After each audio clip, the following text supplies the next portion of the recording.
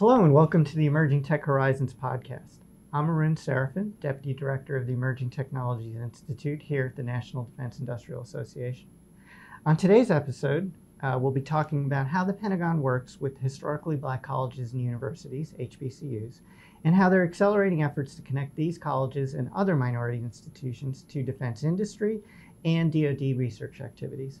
My guest today is Evelyn Kent, the Historically Black Colleges and Universities and Minority Serving Institutions Program Director. She's in the Office of the Undersecretary of Research and Engineering, that's Heidi Hsu's office. In this role, Evelyn provides technical support to the Deputy Chief Technology Officer for Science and Technology. She oversees the HBCU MI programs, which include historically black colleges, but also Hispanic serving institutions, tribal colleges and universities, Asian American, Native Hawaiian, and Pacific Islanders, universities and colleges, and other underrepresented minority communities. These programs fund basic research activities. They fund equipment and instrumentation upgrades at the schools. They do graduate fellowships, scholarships. They fund research and education centers and other activities, all focused on attracting underrepresented minorities to STEM disciplines that are of most important to national security missions. Evelyn also represents DoD on White House initiatives, for example, the executive orders on HBCUs and MIs. Evelyn's career spans over 40 years of government service in the information technology, weapon systems acquisition, international affairs, environmental life sciences, and the command, control, and intelligence environment. She's the recipient of numerous awards, including the Department of Defense Exceptional Civilian Service Award and the 2012 Women of Color STEM Career Achievement Award.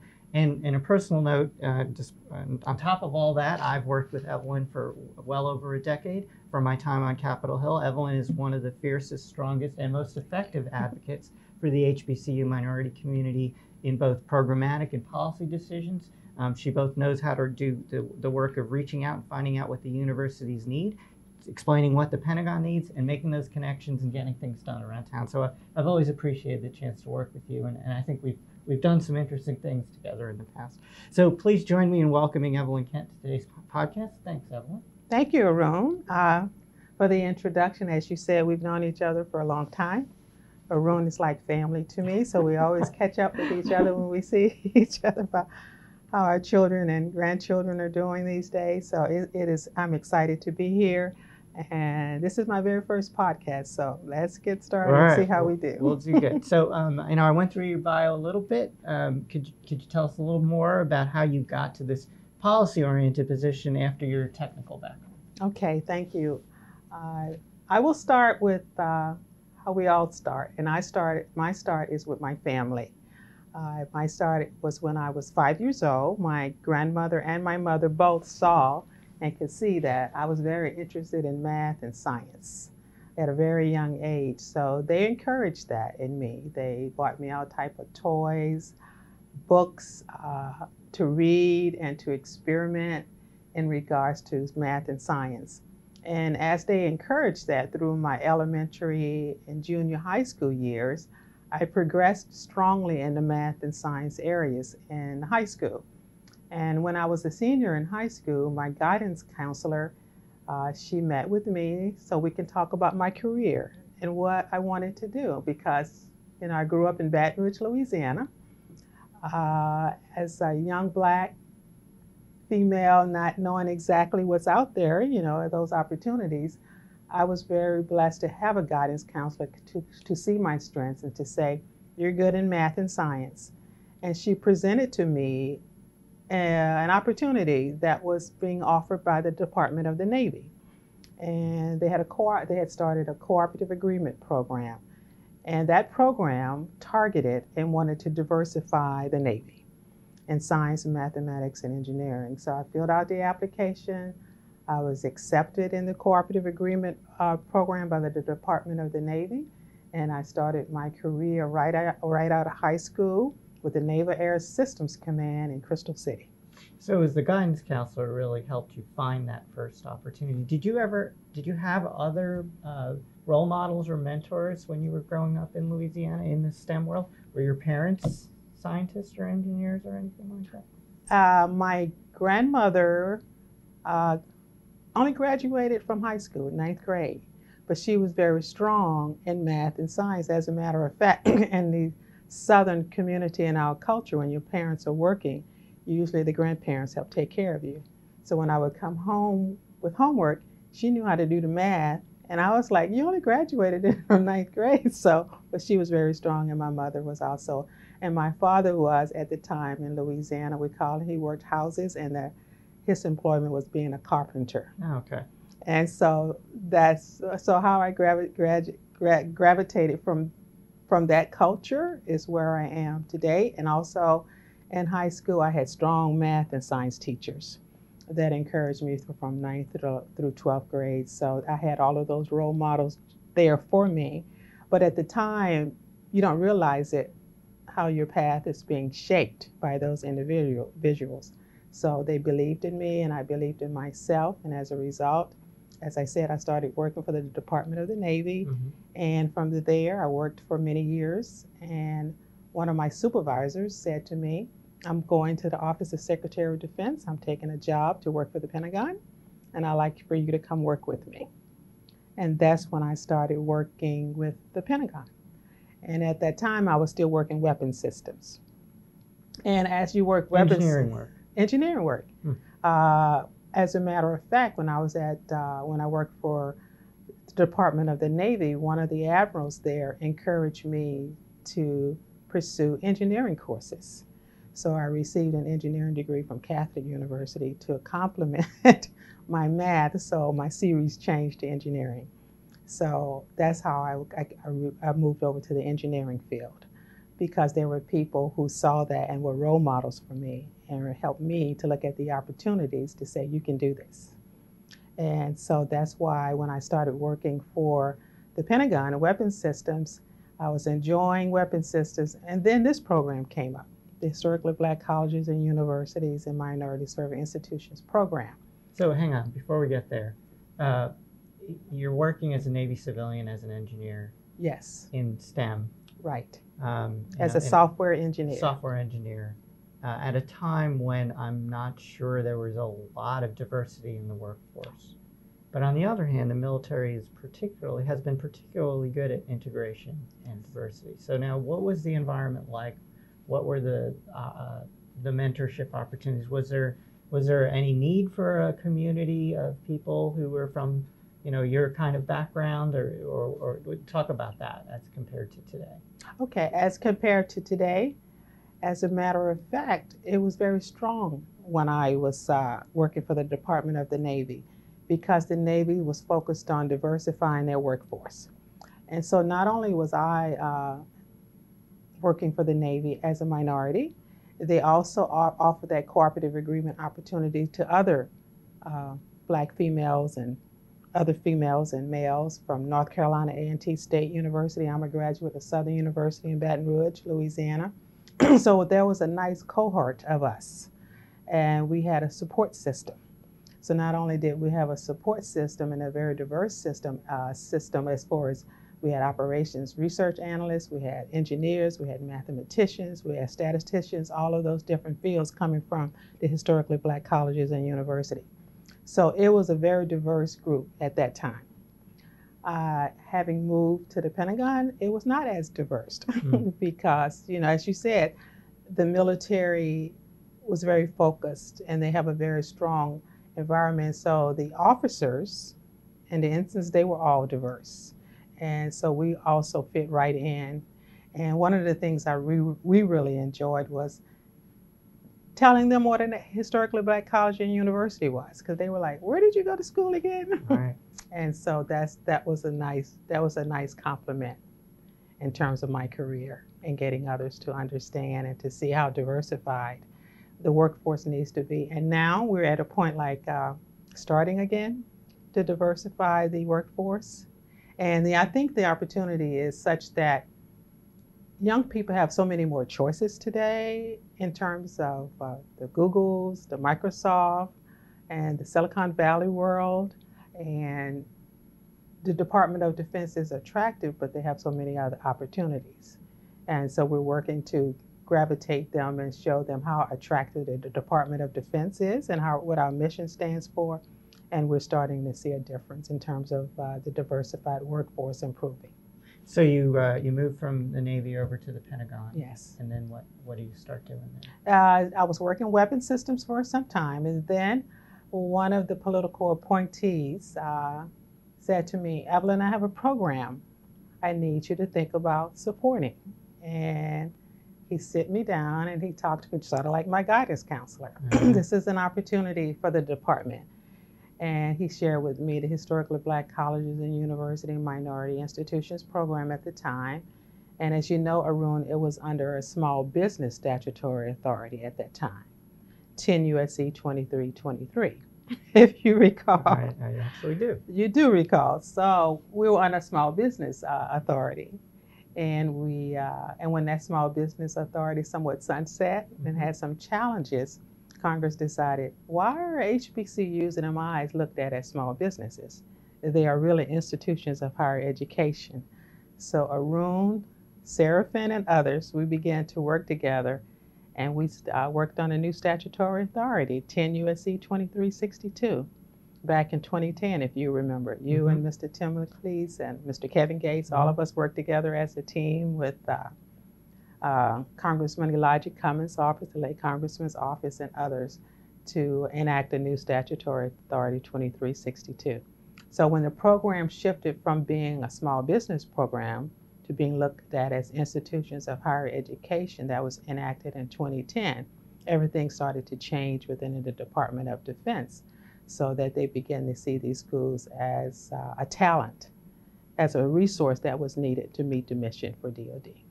So now the program office that you're running now, what's its mission? What are some of your activities? Some of our activities within the Undersecretary of Defense for Research and Engineering, Ms. Heidi Shue, as you mentioned earlier. Some of our activities involve now outreach. Before we were just focused on, because we had a very small budget. And I think the budget at the time was about $15 million, and we could only fund research one year or either equipment the next year as grants. And so that's what we focused on for some time. And then the late Congressman Elijah Cummings provided a program increase of $20 million, which allowed us to not just focus on research and equipment, but to conduct outreach. So since the enactment of 2362, which is now 4144, we have outreach opportunities. Great. And with great outreach opportunities, we're able to provide, as you said earlier, internship programs, fellowship programs. We're able to work with other parts of the Department of Defense, with the Army, Navy, Air Force, and defense agencies. We work together in providing funding to those agencies to help complement what they're doing in the department, which we couldn't do before. So that's one of the ways we have grown. What are one or two examples then of the results of this kind of work? Right? Okay. So I mean, I know the importance of broadly diversifying the workforce, and you've been a champion of that. And I know this administration and other administrations have made an effort of working with historically black colleges. But in terms of DoD mission and the research and modernization priorities of Ms. Shue, what are some examples of how the universities that you're working with are contributing to that? Okay, we have many critical technology areas, as you're probably aware, under Ms. Shue and under research and engineering. One of the things that we have been able to do to connect the schools with the Department of Defense mission is that we have created centers of excellence.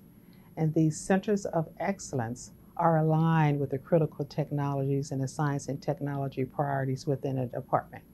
Not only are they aligned with the R&E priorities, they are also aligned with the National Defense Strategy priorities. For example, we started with an Autonomy Center of Excellence, and that was at North Carolina A&T State University.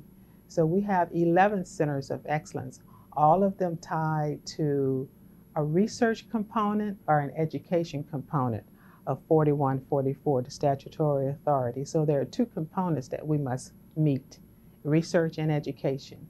So we have 9 research centers of excellence, and we've had 2 educational centers of excellence.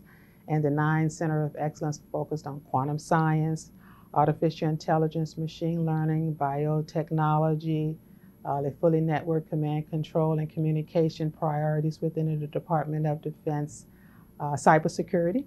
Norfolk State University is our Cybersecurity Center of Excellence. And so just recently, to fulfill a commitment that the department has been working on for several years, the Secretary of the Air Force took on an initiative to create the first university-affiliated research center at an HBCU. So on January 23rd, Secretary Lord Austin and the Secretary of the Air Force, Frank Kendall, along with R&E and Acquisition and Sustainment, we all teamed together and partnered together to fund the first University-Affiliated Research Center, UARC, for an HBCU. And the recipient of the UARC is Howard University. Right, so that was actually a very well-publicized event in Washington.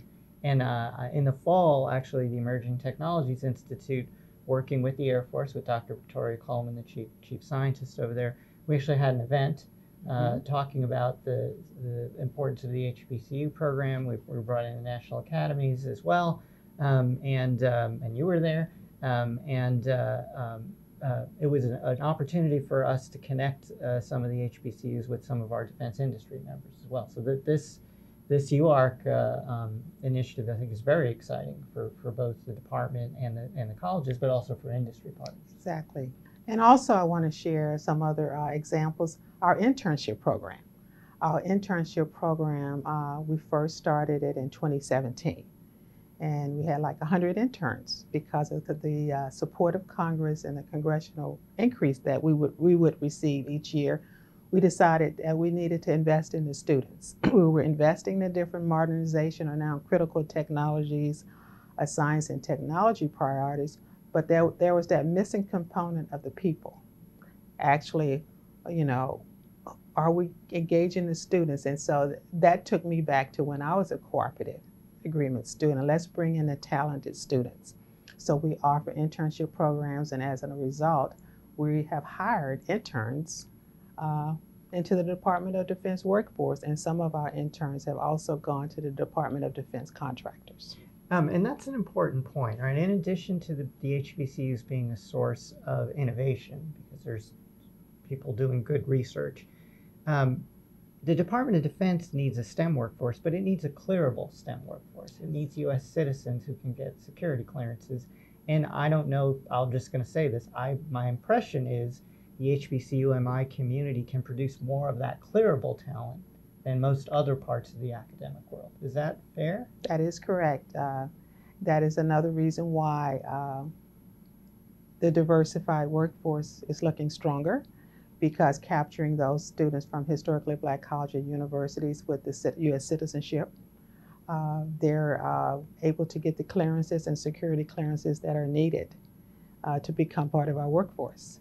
So that also is a benefit, as well as the minority institutions, because University of California, Riverside, they are our fully networked command, control, and communication side. It's a Hispanic serving institution, Center of Excellence. So they also are providing that other component, other side of minority representation from the Hispanic community. So thinking about the NDIA membership, put yourself in the place of either one of the large contractors who's a member of NDIA or one of the smaller contractors. And so talk about how either a large company or a small company can best work with an HBCU and what your office can do to support that kind of effort. What our office can do first to support that kind of efforts, we have symposium and workshops. And so what I would like to do is invite industry, NDIA, other industry, to begin traveling with us. We're starting up the site visits again to the universities. Arun, we used to do that. Mm-hmm. We used to go on site visits together. I would like industry to partner with us and go on site visits to the schools, as well as attend the workshops. And this summer in July, we're going to have a workshop. It's going to be at the DoubleTree in July in Arlington. In Arlington, great. And which we're going to have 2 parts to it. We're going to have a workshop where we talk about the funding opportunities within the Department of Defense. And we also want to invite industry to come in, because at that workshop, we're going to invite all 100 of our interns to come and participate.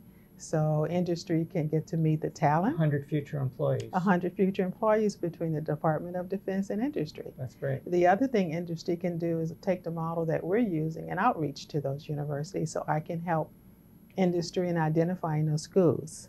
And each of the schools have different capacities and capabilities and focus areas. So we capture that information. And so whatever that industry like NDIA is focused on, we can provide you a list of those institutions at HBCUs and MIs that you can begin to visit and look at, and maybe develop a partnership. Right, and like you said, they're aligning themselves to the modernization priorities, Exactly. which is where our industry members are trying to align themselves to. So on the other end of the spectrum then, we also have academic members.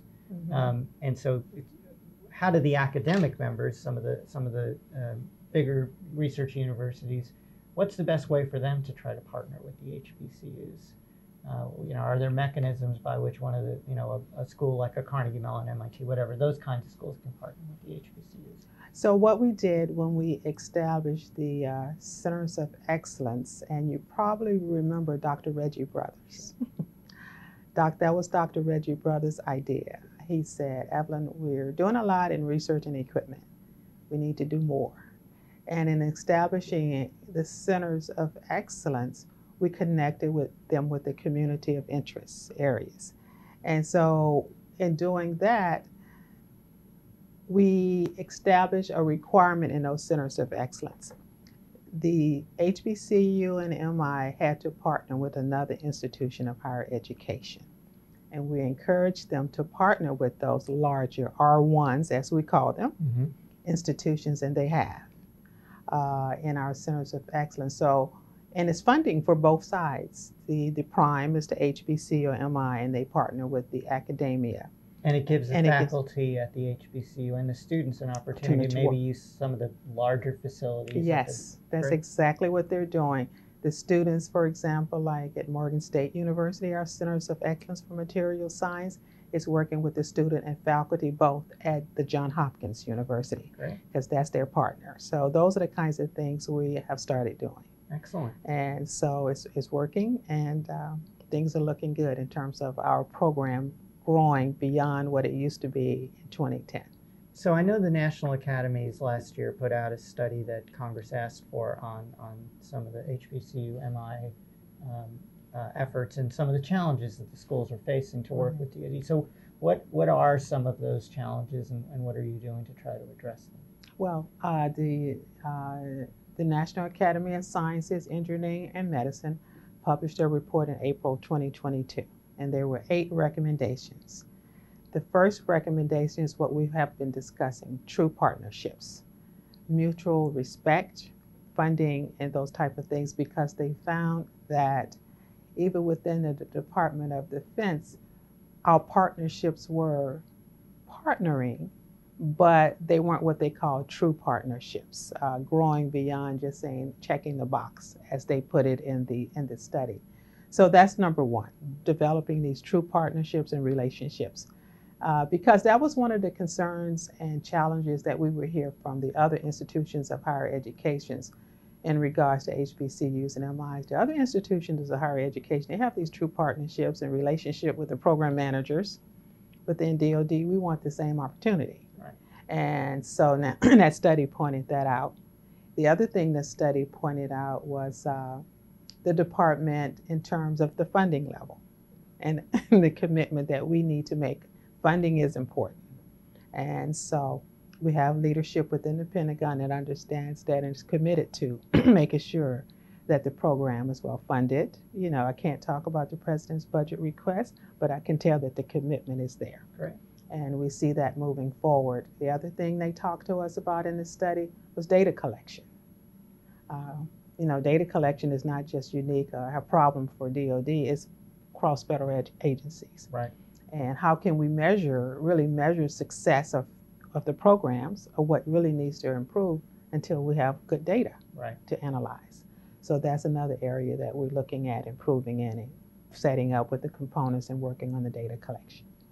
So those were some of the top recommendations that came out of the study in terms of also with the STEM, that talent, and making sure we bring in the students, the faculty. We bring in faculties as IPAs to work with the Department of Defense so they can work with their schools and take back what we're doing. So we're starting to run out of time here. Okay. So I'm going to ask you two more. One is a looking forward question. Looking forward, would you like to put yourself out of business? Would you like to be in a place where, we don't need an HBCU MI program anymore because the schools are so well integrated that we're past that? Is that a good future? Is that what you think we are going to get to someday? We will get there someday, but it will not be in my lifetime. I say that because of the 101 accredited, I'll say HBCUs, and we have close to over 300 and something Hispanic serving institutions. And we have our Asian American Pacific Islanders, Asian American Native Hawaiians, Pacific Islanders. We have our tribal colleges and universities, and the predominantly Black institutions. There's a large group of minority representation there, and it's going to take a long time before we can graduate that group. And to say that we're at a point where we do not need them anymore, because we visited tribal colleges Sure. and universities, Right. And I see that for now we're going to need to continue to work with those 37 institutions, Right. to build the infrastructure at those institutions. That is what they need mostly. Right. So in the future, it would be great if we did not have this program, and maybe one day we will get there, but not anytime soon. Right. But it's another example of how we're leveraging America's greatest resource, its people, Yes. and tapping into the whole diverse network of its people Exactly. in a global competition. Right. And we're looking economic right. and national security competition. Exactly. And we're looking to see the different groups of the minority representation. And even like within Hispanic and the Asian and the Black group, there's different cultures within that group that we are working with, and they do things differently, and how we need to make sure they're well represented within the Department of Defense. And you mentioned earlier, and I'll be real quick, of the different White House initiatives on historically Black colleges, the Asian community, the Hispanic community, the tribal communities, and also we have another executive order on Black Americans that's focusing on the disparities in health issues and those kinds of things under this administration. So we have a lot of work to do. So my last question is a looking back question. So transport yourself back to Louisiana. You can talk to your guidance counselor, you talk to other mentors. Are there things that you wish you had known? You've taken a long and tortuous but very successful and incredible path to get to where you're going, to achieve all the things you've achieved. You started out in a very different place. What kinds of things do you wish people who are in that same position know now that you have learned over time, that maybe you didn't know back then? Well, I wish that it shouldn't have taken me to get to my senior year in high school to know that there are such opportunities out there. And that's why that K through 12 STEM program that my colleague, Mr. Louis Lopez, the National Defense Education Program, we complement each other. Right. There's the Science, Mathematics, and Research Transformation Program, the SMART program, scholarship program. It shouldn't take a person to get to their senior year in high school to learn that these opportunities are available. So you're highlighting the importance of K through 12. K through 12, teaching them early. And as we talked about just briefly, just my little granddaughter during the pandemic, I started learning things from her, helping to take care of her at times, what was going on and opportunities in education. So it must start very young. And that's what, if looking back, and that's why I've transitioned from this being just a job to being public service and getting the word out when they're young, from kindergarten, because you see someone that's good at something, but there are all type of classes and opportunities for kindergartners and first graders now. And my mother and grandmother had to do that for me. But we need to teach all students that there are opportunities out there for them and not wait till they're ready to go to college. That's great. Well, with that, we're going to close. I want to thank you, Evelyn, for both today's podcast and everything you do for the department, for the HBCU community, and everything you've done for me professionally over the years. And thanks very much for your time today. Thanks you for watching another episode of Emerging Tech Horizons podcast. Please go visit the ETI website and the HBCU MI website for more information about everything that both ETI are doing and Evelyn's program is doing as well. Thank you. Thank you.